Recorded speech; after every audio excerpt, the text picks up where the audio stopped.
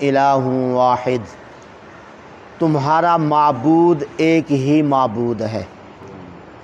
فمن کان یرجو لقاء ربہ فلیعمل عملا صالحا، پس جو شخص اپنے رب کی ملاقات کی امید رکھتا ہے اسے چاہیے کہ وہ نیک عمل کرے، ولا یشرک بعبادت ربہ احدا، اور اپنے رب کی عبادت کے اندر کسی کو شریک نہ کرے۔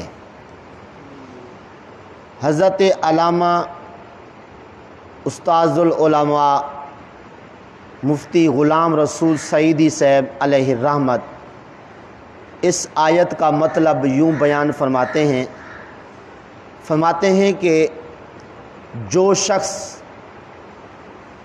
اپنے رب کی ملاقات کے دن سے خوف زدہ رہتا ہے اور اپنے گناہوں سے بھی خوف زدہ رہتا ہے اور عبادت پر ثواب کی امید رکھتا ہے، تو اسے چاہیے کہ وہ نیک عمل کرے اور اس نیک عمل کے اندر کسی کو شریک نہ کرے، یعنی کہ دکھاوے کے لیے عمل نہ کرے، کیونکہ احادیث کے اندر دکھاوا کرنے کو چھوٹا شرک کہا گیا ہے۔ اب یہ دکھاوا جو چھوٹا شرک ہے یہ بہت ہی نقصان کا باعث ہے۔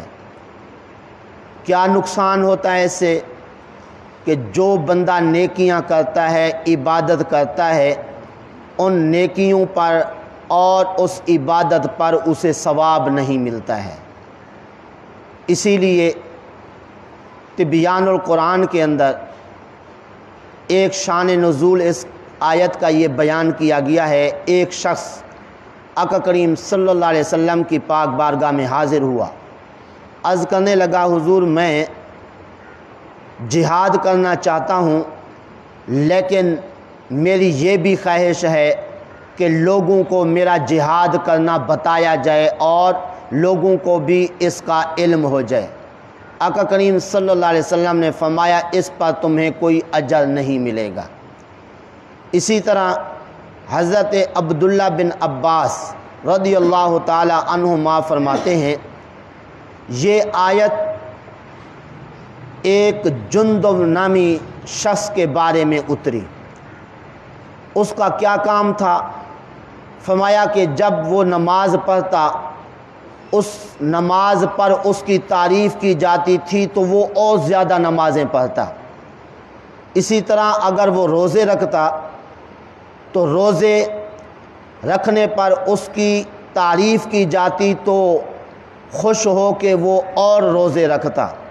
اسی طرح اللہ تعالیٰ کی راہ میں وہ مال خرچ کرتا تو اگر اس کی تعریف کی جاتی تھی تو خوش ہو کے اور وہ اللہ تعالیٰ کی راہ میں مال خرچ کرتا۔ تو اس کی ملامت میں یہ آیت اتری کہ نیک عمل کرنا چاہیے، اپنے رب کی عبادت کے اندر کسی کو شریک نہیں کرنا چاہیے، یعنی دکھاوے کے لیے نہیں۔ تو آج کل بھی کچھ لوگ اللہ کی راہ میں مال خرچ کرتے ہیں، جب ان کی تعریف کی جاتی ہے خوش ہو کے اور وہ زیادہ خرچ کرتے ہیں۔ دیکھتے نہیں ہیں کہ محفلوں کے اندر ایک بندہ اگر پیسے اٹھا کے کسی نعت خواں، کسی مقرر یا کسی تلاوت کرنے والے کے اوپر پھینکتا ہے، حالانکہ یہ پیسے پھینکنا جو ہے یہ اللہ تعالیٰ کی نعمت کی بے قدری ہے۔ تو اس طرح ایک بندہ اگر پیسے اتنے 100 200 1000 روپیہ پھینکتا ہے اور لوگ دیکھا دکھائی اٹھ کے جو ہے وہ بھی پھینکنا شروع کر دیتے ہیں، جی تو یہ کیا ہے؟ ریاکاری میں آتا ہے، دکھاوے کے اندر آتا ہے۔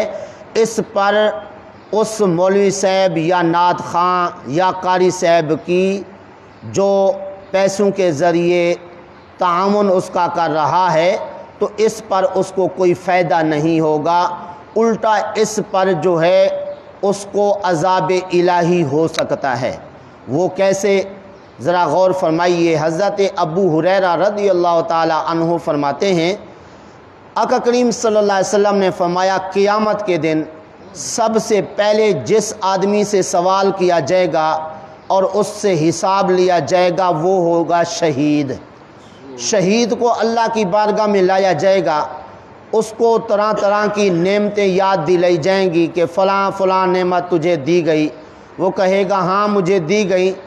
तो अल्लाह फरमाएगा उनके बारे में फिर क्या किया तूने? कहेगा मौला मैं तेरी रज़ा की खातिर जो है वो जिहाद किया, मैं शहीद हो गया।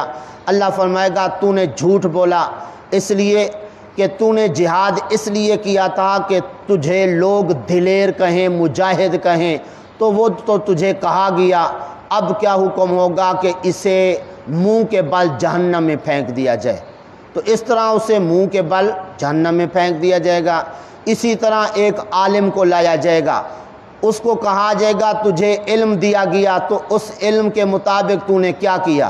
कहेगा मैंने तेरी रज़ा के लिए इल्म पढ़ा था, तेरी रज़ा के लिए मैंने आगे लोगों तक ये इल्म फैलाया।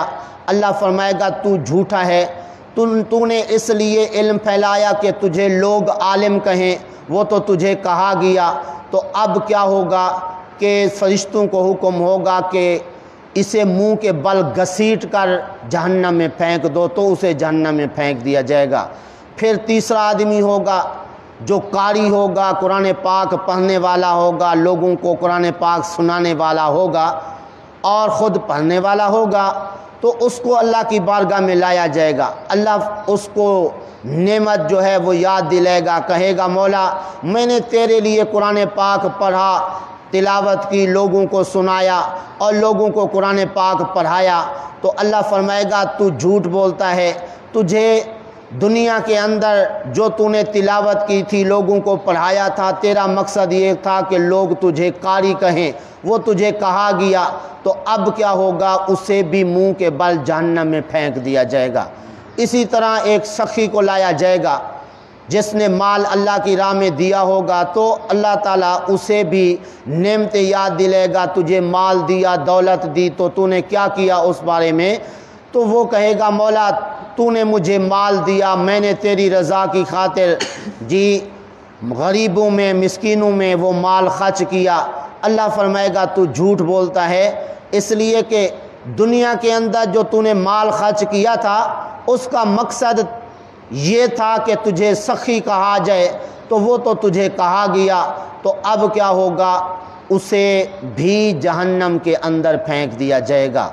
तो ज़रा गौर फरमाइए कि दिखावे के लिए कोई भी अमल करें तो उसका कितना बड़ा नुकसान है। सवाब से भी महरूम, उल्टा अजाब का बंदा मुस्तहिक हो जाता है। तो इसलिए कोशिश की जाए, कोई भी अमल किया जाए तो उस अमल पर कोई तारीफ़ भी करे तो उस पर खुश हो के जो है वो आगे नेकी नहीं करनी चाहिए, बल्कि अल्लाह ताला की रज़ा के लिए जो है अमल करना चाहिए। कोई भी नेकी करें, नमाज पढ़ें, रोज़ा रखें और इसी तरह अल्लाह की राह में माल खर्च करें, सिर्फ़ इस मकसद के लिए कि मेरा रब राज़ी हो जाए।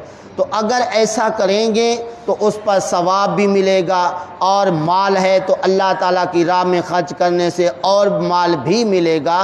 तो इसीलिए एक आयत का मफ़हूम है कि फरमाया गया कि जो शख्स अल्लाह ताला की रज़ा के लिए अमल करता है और शरीयत के मुकर्रर करदा तरीक़े के मुताबिक वो अमल करता है, तो उस पर उसको सवाब भी मिलेगा और वो सवाब का मुस्तहिक होगा। अगर अल्लाह ताला की रज़ा के लिए वो अमल करता है लेकिन शरीयत के मुकर्रर करदा तरीक़े के मुताबिक नहीं करता है, फिर भी वो उसको सवाब जो है नहीं मिलेगा। तो शरीयत का मुकर्रर करदा तरीक़ा क्या है? वो ये है कि वो अल्लाह ताला की रज़ा के लिए और अल्लाह ताला की खुशनुदी के लिए आका करीम सल्लल्लाहु अलैहि वसल्लम की सुन्नत के मुताबिक जो है वो अमल करे। वो क्या है सुन्नत के मुताबिक?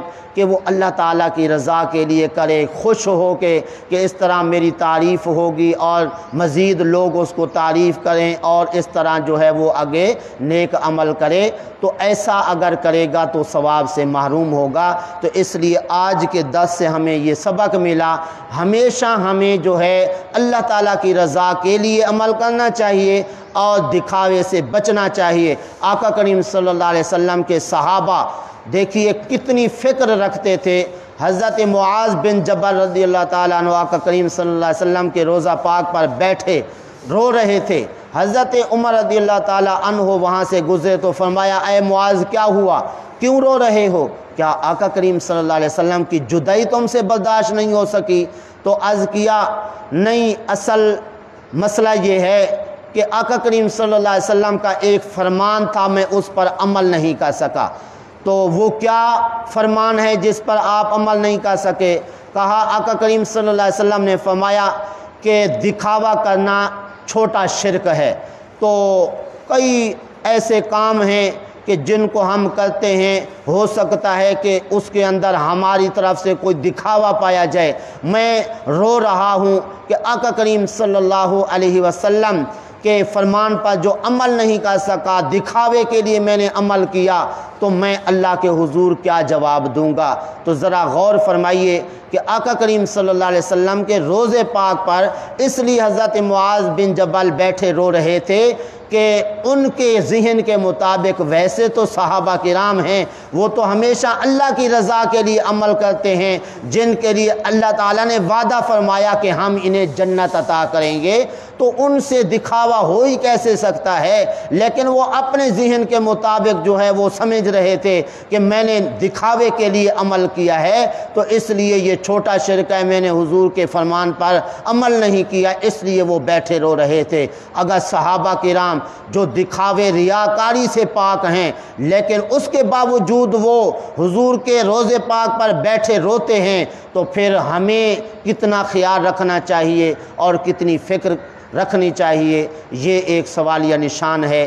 دعا ہے اللہ تعالیٰ کی بارگاہ میں جو کچھ کہا صحیح عمل کی توفیق عطا فرمائے۔